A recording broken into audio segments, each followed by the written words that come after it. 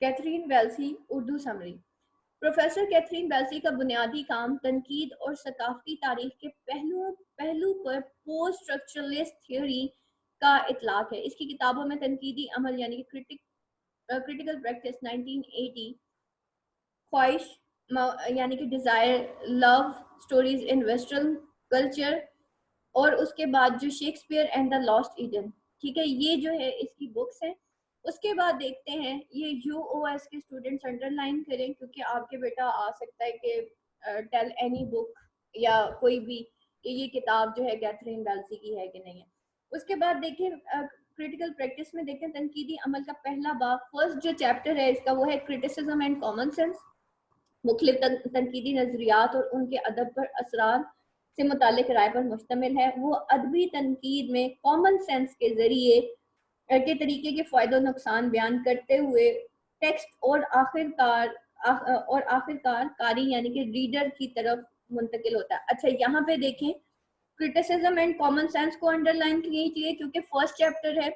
اس میں نمبر 1 اس نے کیا چیز بات کی ہے، کامن سینس کے آگے لکھے نمبر 1. ٹھیک ہے، اور دوسری اس نے کیا بات کی ہے نمبر 2 ٹیکسٹ کی. ٹھیک ہے، وہ کامن سینس، ٹیکسٹ اور نمبر 3 ریڈر. ٹھیک ہے کہ اب وہ جو ہے اس کا جو فرسٹ چیپٹر ہے پریکٹیکل کرٹیسزم کا، بیٹا اس میں جو چیپٹر ہے اس چیپٹر کے 3 حصے ہیں.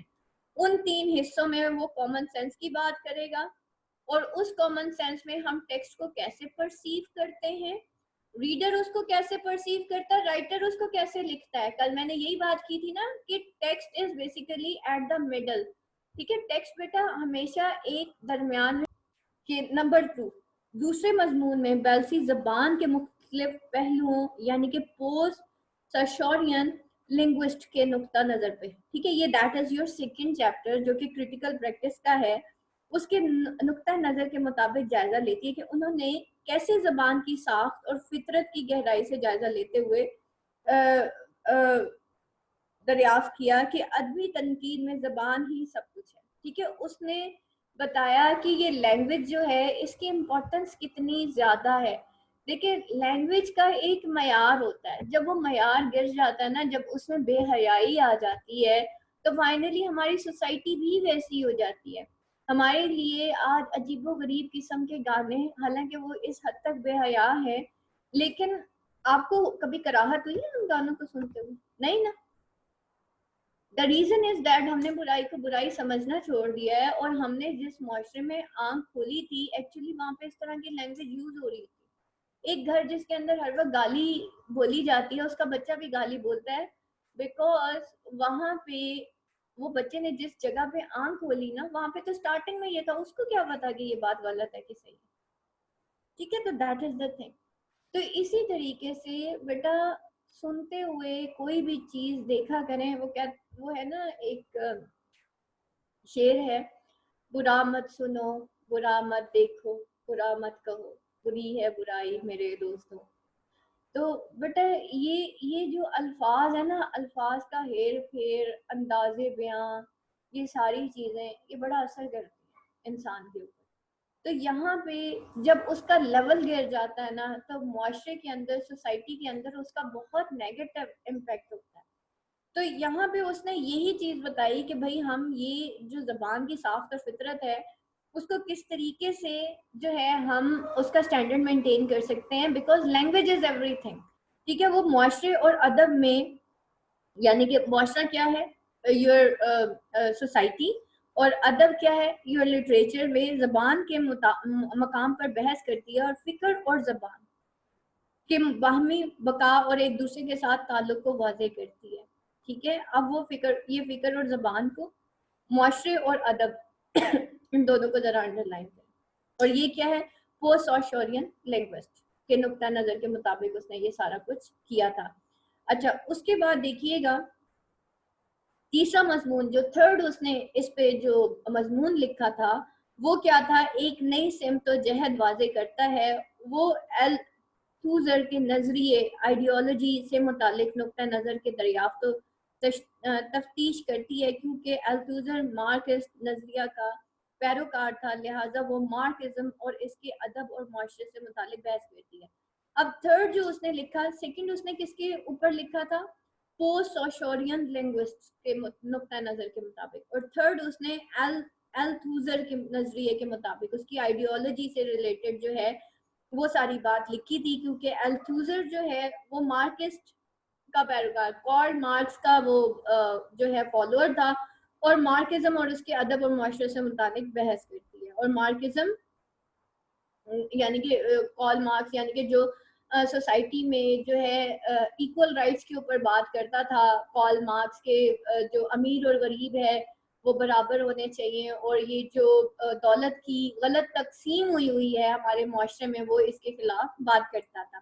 التھوزر کا نظریاتی کام ایک اور ادبی نقاد کے لیے بہت اہمیت کا حامل ہے. اس باب میں کیتھرین ویلسی نظریہ اور ادب کے درمیان کے تعلق پر بحث کرتی ہے, اور اس کا کیا کام تھا, ایک ادبی نقاد کے لیے بہت اہمیت کا حامل, کہ وہ اس کا نظریاتی کام ایک آدمی یعنی کہ ایک کرٹک, نقاد کہتے ہیں کرٹک کو, ایک لٹریری کرٹک کے لیے اس کا یہ کام جو تھا بہت زیادہ مطلب امپورٹنٹ تھا. اور اس باب میں کیتھرین ویلسی کس میں بات کرتی ہے, نظریہ اور ادب. ٹھیک ہے, ایک ہمارا نظریہ ہوتا ہے, ایک ہماری آئیڈیالوجی ہوتی ہے, اور ایک لٹریچر کے درمیان وہ بحث کرتی ہے. یہ تو ہو گیا آپ کا تھرڈ. ٹھیک ہے, number 1 criticism and common sense, number 2 post Saussurean linguists کے اوپر اس نے بات کی تھی, نمبر 3 اس نے التھوزرس کی آئیڈیالوجی کے بارے میں بات کی تھی. اچھا, اب اسی بک کا نمبر 4 چیپٹر ہے, وہ ہے سبجیکٹ. کل ہم سبجیکٹ کی بھی بات کر رہے تھے, جو اس کا مضمون ہوتا ہے, جو اس کا بیسک سبجیکٹ ہوتا ہے, سبجیکٹ میٹر ہوتا ہے. وہ سپلٹ سبجیکٹ کے نظریے پر سوال اٹھاتی ہے. اس کا سپلٹ سبجیکٹ کا نظریہ لکان کے مرر فیس کا آغاز کرتا ہے. وہ شعور اور شخصیت کے تضاد کا مطالعہ کرتی ہے. ٹھیک ہے, یہاں پہ اس نے کس چیز کی بات کی بیٹا, شعور اور شخصیت, یعنی کہ آپ کی پرسنالٹی. وہ علم کی بات نہیں کر رہی, وہ شعور اور شخصیت کی بات کرتا ہے. اس طرح شعوری شخصیت اور اصل شخصیت دو حصوں میں بڑھ جاتی ہے. ایک باشعور انسان ہوتا ہے اور ایک اصل شخصیت ہوتی ہے. انسان جو ہے وہ ان دونوں کو ڈفرینشیٹ کرتی ہے, اور یہ تضاد ادب کے ذریعے سے پیش کیا جاتا ہے. جدید ادبی تنقید کا آخری متن یعنی کہ یہی کرٹیکل پریکٹسز کا آخری جو چیپٹر تھا وہ تھا ٹیکسٹ کی ڈی کانسٹرکشن. کل آپ کو ڈی کانسٹرکٹیو اور کانسٹرکٹیو تھیوری بتائی تھی, وہ جو بچے کے تھرو بتایا تھا آپ کو کہ وہ کس طرح, اور یہی بیلسی کی کتاب کے 5ویں باب کا عنوان ہے. جو 5th چیپٹر ہے وہ کیا ہے, اس کا ٹیکسٹ, اس کی کنسٹرکشن اینڈ ڈی کنسٹرکشن. آگے بڑھنے سے پہلے وہ تمام پچھلے نظریات کا نئی روشنی میں تنقیدی جائزہ لیتی ہے, اور ادب کی ایک نئی تنقیدی جہت کا تقاضا کرتی ہے, جسے تعمیری اور مؤثر ہونا چاہیے اور ہمارے ارد گرد کی دنیا سے متعلق ہونا چاہیے. اس طرح وہ ڈی کنسٹرکشن میتھڈ تک پہنچتی ہے. لفظ ڈی کنسٹرکشن کا مطلب ہرگز ڈسٹرکشن نہیں ہے, بلکہ یہ ادبی تجزیے, لٹریری انالیسس کے ہم معنی ہیں. یعنی کہ اس کو ڈی کنسٹرکشن کو ہم یہ نہیں کہیں گے کہ بالکل ہی تضاد ہو گیا, بلکہ ہم اس کو کیا کہیں گے, یہ لٹریری انالیسس کو کہتے ہیں ڈی کنسٹرکشن. ٹھیک ہے, کل ہم نے کیا بات کی تھی, اس میں میں نے آپ کو ایک بچے کی مثال دی تھی کہ ایک بچہ ہے جو کہ منہ سے بولتا ہے کہ اس کو پھول چاہیے, اور اس کی ماں اس کو سفید رنگ کا پھول دے دیتی ہے, جبکہ اس کو تو ریڈ کلر والا چاہیے ہوتا ہے.